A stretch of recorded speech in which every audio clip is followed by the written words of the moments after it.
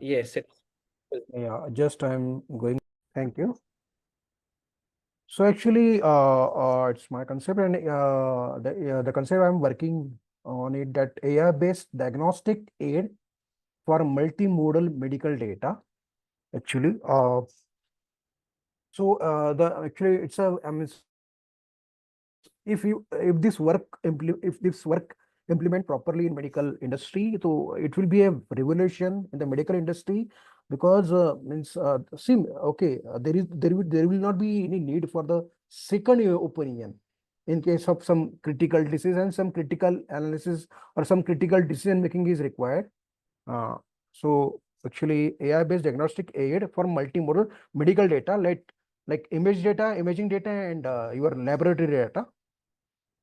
So contains actually introduction, the future of the medical diagnostics methodology, building actually the AI diagnostics tool, and discussion, implication, and future directions. Literature review. Okay, so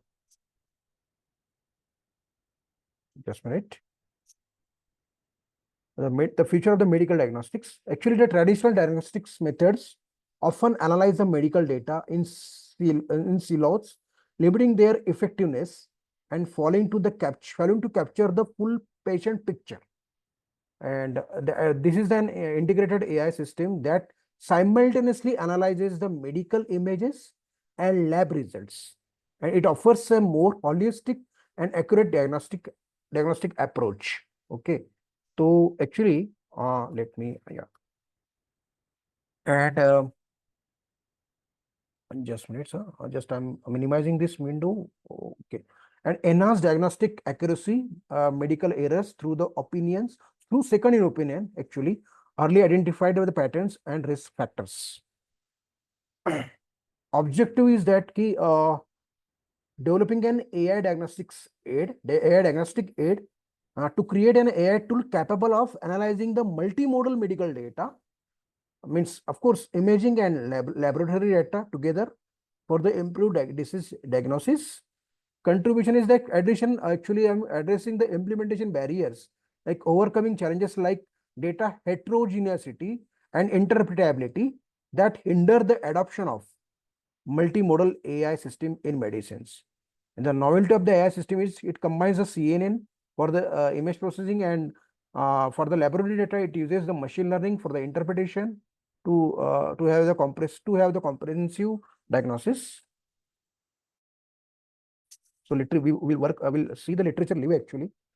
So success of specialized AI system. Actually, the previous work, I'm talking about the previous work. The previous research has shown that the key effectiveness of AI in specific areas, like such as image-based diagnosis using CNN, and outcome prediction from the health records. So actually, the limitation of this is actually, and we can have a number of limitations for the unimodal data. So limitation of the unimodal AI system, it's most current system cannot actually integrate the various capabilities. So need for the integration of this multimodal system is multimodal AI system. Actually, it focuses on the immense promise. It gives the immense promises, but there are n number of challenges, like challenges in data integration, and some heterogeneity of the data and interpretability. But still, we are trying to address that. The challenges in this implementing multimodal AI is overcoming the data heterogeneity. Like means like current technology cannot address the issue of the data heterogeneity, like data from X-rays, data from the like images from the means like heterogeneity. We can say that we can have a blood reports. We can have a some like cardiac reports. And if we talk about the images, there are a number of images we can have, means in medical data, like as a medical data, like your X-rays, your CT scan, your MRI scan, and some your sonography and all. So actually, we have to integrate all this heterogeneous data. So current technology cannot address the issue of data heterogeneity, but enhance the interpretability of the AI diagnosis. The interpretability of the AI diagnosis is very low, and the adoption barriers in integrating system, that like adoption barriers may appear during the process of system integrations. So methodology, actually AI diagnostics tool is there, and like we will the two principal components, as a system architecture, as a modular design for the system architecture or principal components, the system is divided into two modules as a laboratory data analysis and laboratory data analysis module and medical imaging analysis module. And laboratory, if we talk on the laboratory analysis module, it utilizes the random forest classifier to assess the cardiovascular risk based on the key clinical parameters. And as per the medical imaging analysis model it's employed on the CNN to identify the actually some anomalies in the images, some anomalies like means some gaps, some tumors and some fluid and all. So it employs images and anomalies in the medical images. So creating the realistic data set, actually data synthesis is creating the realistic data set. Key synthetic laboratory data we use, a database of 1,000 synthetic patient records was generated featuring clinically relevant parameters, and corpus of 300 synthetic images was created simulating the normal tissues and anomalous regions. And secondly, why we use synthetic data? So due to privacy regulations, the data sets were constructed due to the privacy reasons, due to the privacy regulations, the data set were constructed and clinical data for the developments. And so this is actually we use a synthetic data key. Do you know due to the privacy issues and the data sets were constructed, but it will means it seems that key we are working on the real data. So model development, training and optimization. Laboratory model, random forest classifier. For the laboratory data we use, a feature were normalized using a standard scalar, and the model was evaluated using an 80-20 stratified trend test split. And mitigation of overfitting is to mitigate the overfitting, a dropout rate of 0.5 was applied. The model was optimized with the ADAM optimizer, and the it uses the binary cross entropy loss. And for the imaging model, convolution neural network, CNN architecture was the constructed convolution layer with max pooling and relay activation. So quantifying the performance of the model, key standard classifier matrix, model performance was quantified using accuracy, precision, recall, F1 score, and confusion matrices.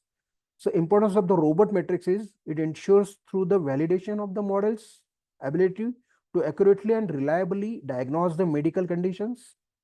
And actually this model, if this tool implements, there won't be need of a second opinion in case of any complex medical decision making and in complex medical disease. I meant to say.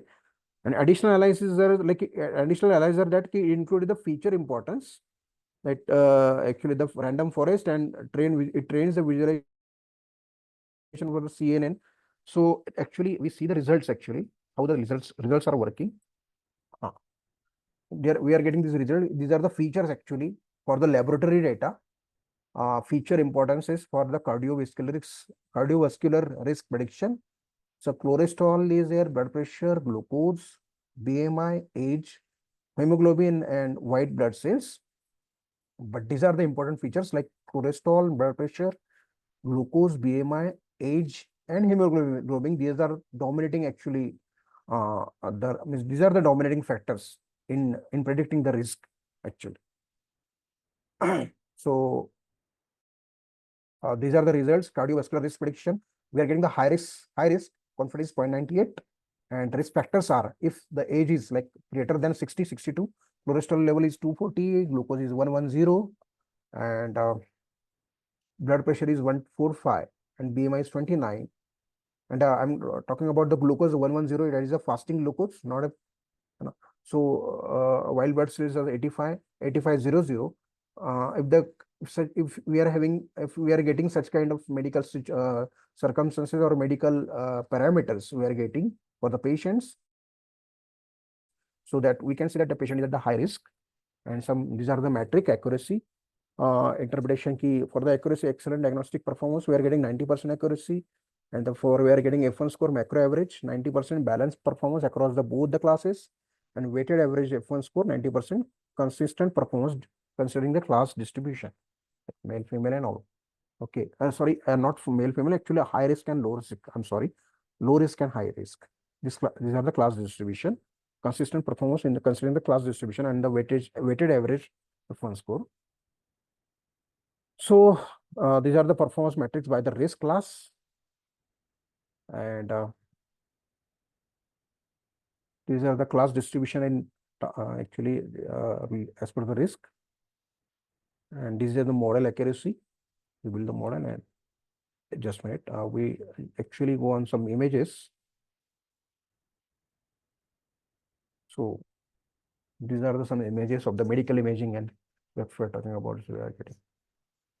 So we use actually synthetic images. We created them to overcome the privacy issue now. So this all from me. Thank you so much.